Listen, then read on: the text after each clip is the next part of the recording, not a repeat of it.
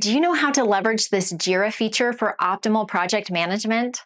Join us in this detailed tutorial from our expert trainer who walks you through each step. Let's get started. In this video, we'll learn all about configuring our Kanban board in Jira. All right, so let's come up here to the top right and configure the board.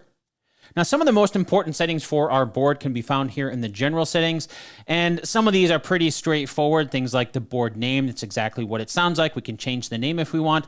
We learned about permissions in the last video and how the board administrator is separate from project or Jira administrators. We've also talked about the hierarchy of boards and projects, and this is where you can choose the project your Agile board lives in. But after that, we'll come to our board filter. And this is very important to understand because regardless of whether it's a Kanban or Scrum board, the board filter is what determines the issues that we'll find on the board. So let me show you what I mean by this.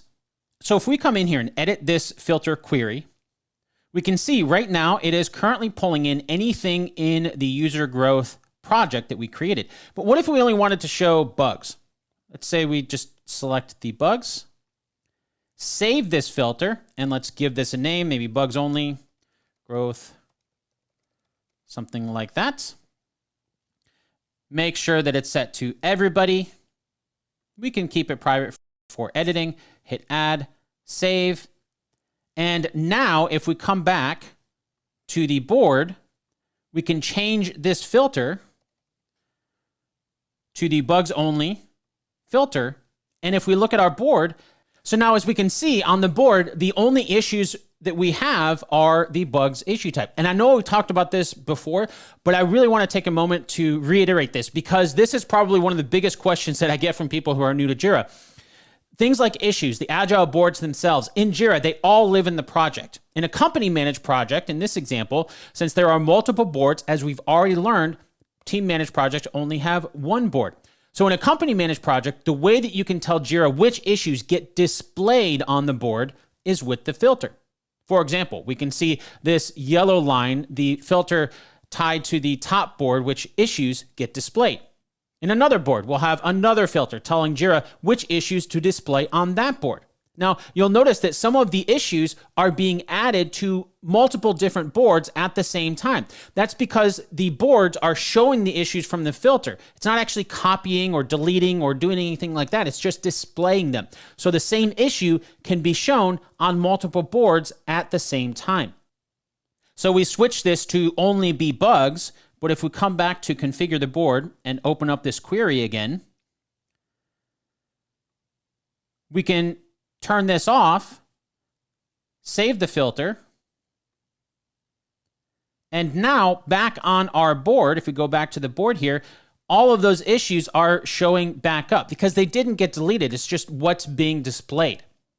The issues that we see on the board don't actually live on that board. The board is just displaying the issues that our filter finds. And what's cool about this is we can use this to our advantage to pull issues from different company-managed projects if we want. So we can see here on the board, I'm currently grouping by projects, but there's only one project's issues being displayed on the board. Well, if we come back to our filter, we can change that in our filter query. So if we want to change the project, let's maybe say we want to add in, I know I have a ton of them in my podcast project, so we can pull that in, save the changes, and now if we go back to our board, we can see we have a ton of different issues from different projects, and we're grouping them here on the board.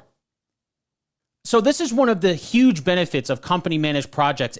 We can see issues from multiple projects in one place. And we're using a Kanban board now, but it can be a Scrum or a Kanban board. And the same is true for a lot of the other settings that we have for our Agile board. So if we hop back into our board settings here, so while we have the filter mapping the issues to the Agile board, the columns on the Agile board are mapped to the issue statuses. Basically, when you drag an issue from one column to the next, the status of that issue will automatically change. What will it change to? Well, that's what we control here. So if we come back to the board, just to see this in action here, let's take one of these issues. And if we take this and drag it into in progress, this issue is now set to the in progress status because on the board, it's configured in the column that any issue that gets put into the in progress column is the in progress status. And you'll notice a lot of other statuses here. These are actually because we're pulling in issues from a different project that have different statuses, and we haven't mapped those to this particular board yet. Actually, while we're here, let's come in here. I'm just going to come back in, edit this just to clean it up a little bit. And let's remove this other project. Save those changes. And now if we go back to our board and configure it, all of those statuses are going to go away over here because the filter is not pulling in statuses from another project. If you remember from the last section about team managed projects, this might look familiar in here. And that's because it is basically the same, but there are some key differences in that these statuses can be used across all of the company managed projects, like we just saw when we had our filter pull in issues from another project with other statuses. But that also means things will be a little bit different when we create new columns in our company managed project. So if we come over here and create a new column, let's maybe call this review. There we go. You'll notice no status automatically gets added to this column. The reason for that has to do with the permissions we learned about in our last video. Because we're logged in as Valerie, a user with administrator permissions for only this Agile board, a board administrator does not have permissions to create global entities like statuses. That's something a global Jira administrator has to do. And of course, if you are a global Jira administrator wanting to learn how to add statuses, we'll do that in our next section when we look at the global Jira admin backend. But as you can see, we've really just touched the surface of the options that we have in here. So let's go through some of these other ones here. So we have swim lanes. Swim lanes is an Agile term that will visually break up your board so it's easier to see things on the board. And that's basically what it's doing when we group like this. This is basically a swim lane when we group.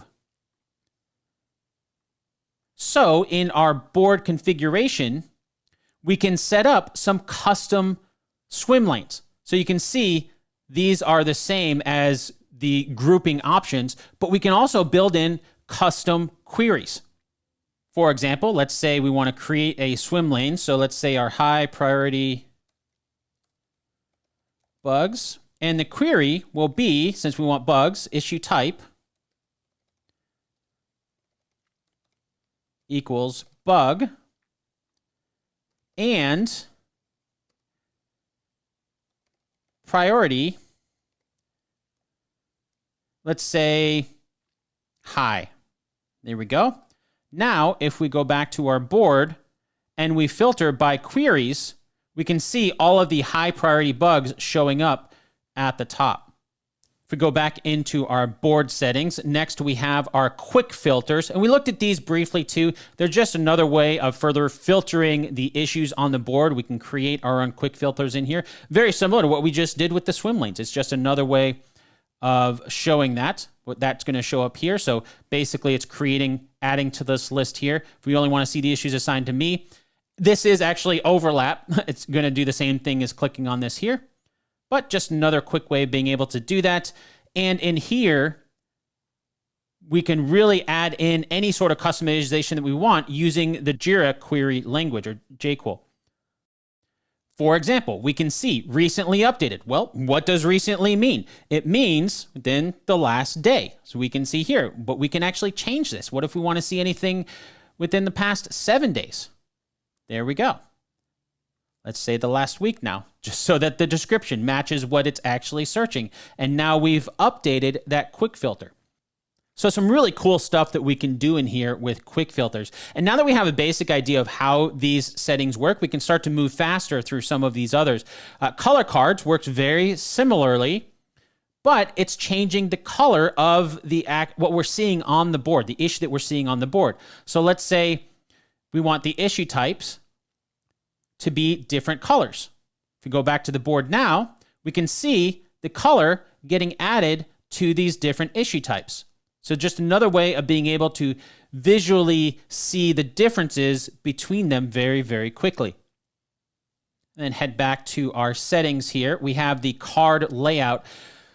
So this is an older legacy feature in Jira that I have a feeling is going to be phased out. I don't have any official word on that. I'm not associated with Atlassian, but this is basically the old way of doing something that we already looked at in an earlier video. So to show you what I mean by that, let's add a field and maybe let's do the priority. So if we come in here and say priority, save that. Now, if we come back to the board, we can see the priorities show up here. But that's basically the same as if we come in here and change the priority. So you can see the little visual indicator of the priority that we're toggling on and off. So you can see they're slightly different, even though they do a lot of the same things. And that's why I think the card layout might be phased out at some point, because this didn't used to be here. These view settings didn't used to be here on the board. The card layout used to be how you did it all. But for now, that's where it is, and that's what it does. Moving along, we have our working days next. Now, we haven't really looked at reports much yet, nor have we looked at gadgets, and we'll look at those when we get to the dashboard. But anything that has to do with time, for example, how many days left are in your sprint? So in our board, Scrum or Kanban, as we can see here, we can set the working days to affect those reports. Now, these are the default settings, and realistically, it's pretty rare when you have to come in here and change these, but it's only going to affect things like the reports to show, like if you're using a Scrum workflow to know how many days are left on the sprint, well, how many days are you working? What are you, maybe you have off on Fridays and you work on Saturdays and Sundays instead, or whatever your organization's schedule is. And then lastly, we have just a few timeline settings. We could turn off the timeline overall. You can see it just disappears from the menu here if that's not something you want to use for this board. And again, it's just on this one board. If we hop over to one of our other boards, the timeline is still there. So that's one of the benefits of having multiple boards in the project, is you can configure each one differently depending on how you want it to work. What was your favorite part of this tutorial? We would love to hear your thoughts in the comments. Visit the Simon Says It channel, explore our videos and training sessions, and decide what you want to learn next.